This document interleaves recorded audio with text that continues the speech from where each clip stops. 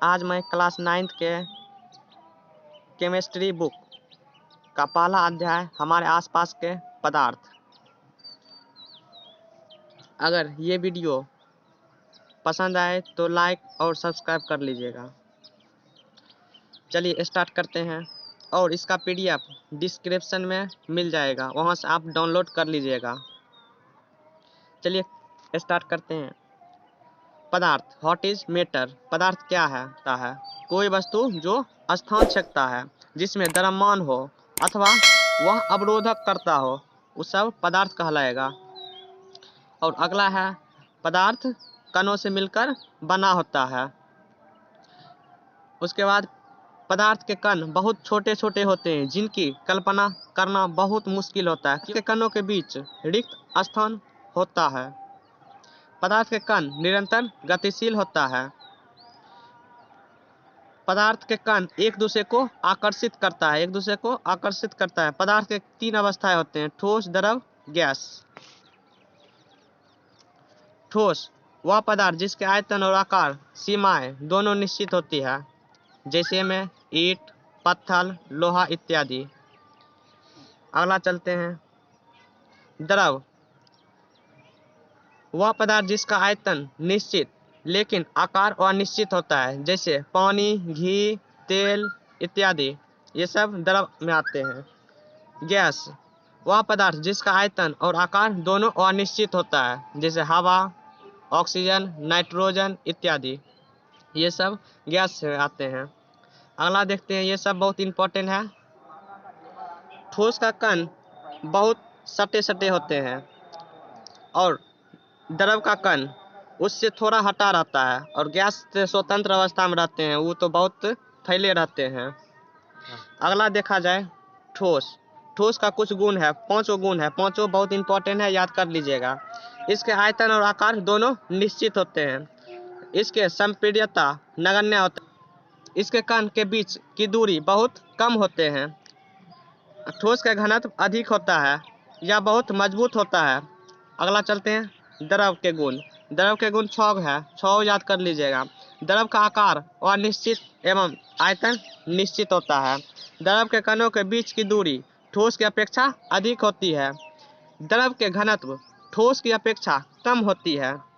द्रव के संपीड्यता ठोस की अपेक्षा अधिक होती है। द्रव के कण एक दूसरे को विसरित करती है। ठोस की अपेक्षा द्रवों में विसरण की गति अधिक होती है। द्रव में बहाव होता है और यह दृढ़ नहीं होता है, मतलब बहता है। अगला बहुत इंपॉर्टेंट है, इसको हर हालत में याद कर लीजिएगा। -273 डिग्री सेल्सियस पर सभी पदार्थ के कणों की गति लगभग बंद हो जाती है और ऊष्मा कम करके गैसीय पदार्थ को द्रव में तथा द्रव को ठोस अवस्था में बदला जा सकता है। अब गैस के कुछ गुण है। गैस का आयतन एवं आकार अनिश्चित होता है।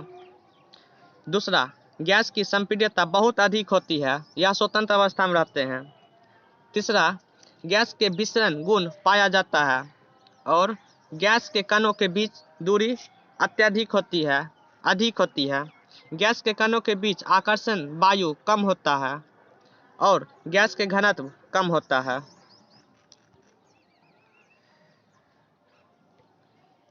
गैस के कणों के बीच बहुत रिक्त स्थान होता है, जिससे दाब बढ़ाने पर ये रिक्त स्थान कम हो जाते हैं और इस गुण को संपीड्यता कहते हैं। गैस के कणों के बीच बहुत रिक्त स्थान होते हैं, जिससे दाब बढ़ाने पर ये रिक्त स्थान कम हो जाते हैं, इस गुण को संपीड्यता कहते हैं।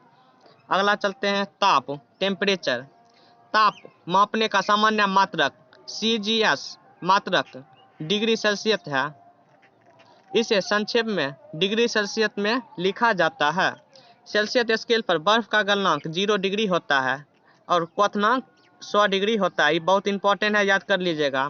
सेल्सियस स्केल पर बर्फ का गलनांक 0 डिग्री होता है और क्वथनांक 100 डिग्री होता है। अगला चलते हैं,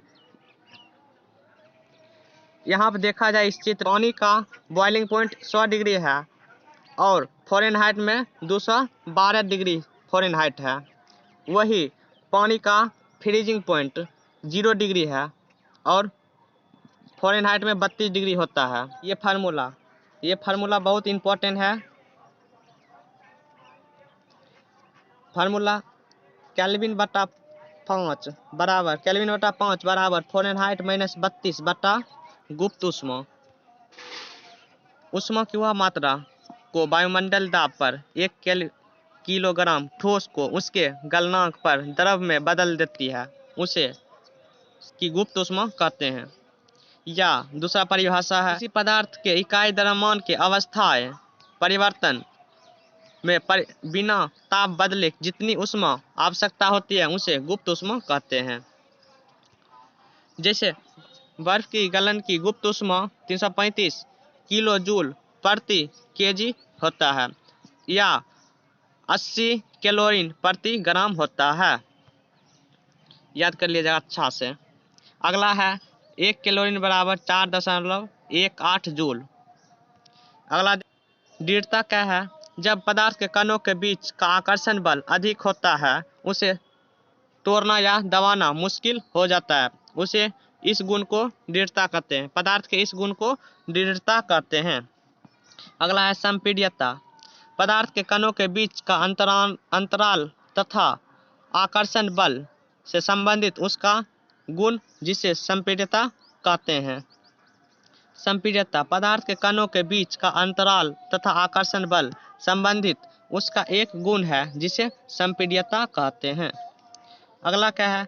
जब पदार्थ को संपीड़ित किया जाता है जो उसके कणों के बीच का अंतराल घटता है और आकर्षण बल बढ़ता है तो ठोस तथा द्रव की संपीड्यता प्रायः नगण्य होती है, किंतु गैस की संपीड्यता अधिक होती है क्योंकि गैस के कणों के बीच रिक्त स्थान के फलस्वरूप रिक्त स्थान दब जाता है। अगला है तरलता। तरलता क्या है? तो आसानी से बहने वाले पदार्थ को तरलता कहते हैं। आकार कोई पदार्थ जितना जगह छेदता है उसे आकार कहते हैं। और सामान्य ताप एवं दाब पर लोहा 1530 डिग्री सेल्सियस पर पिघल कर द्रव में परिणत हो जाता है तथा पिघले लोहे को 2450 डिग्री सेल्सियस तक गर्म करने पर वह वाष्प में बदल जाता है। इसका PDF डिस्क्रिप्शन में मिल जाएगा, वहां से आप डाउनलोड कर लीजिएगा। और यह वीडियो अच्छा लगे तो लाइक और सब्सक्राइब कर लीजिएगा।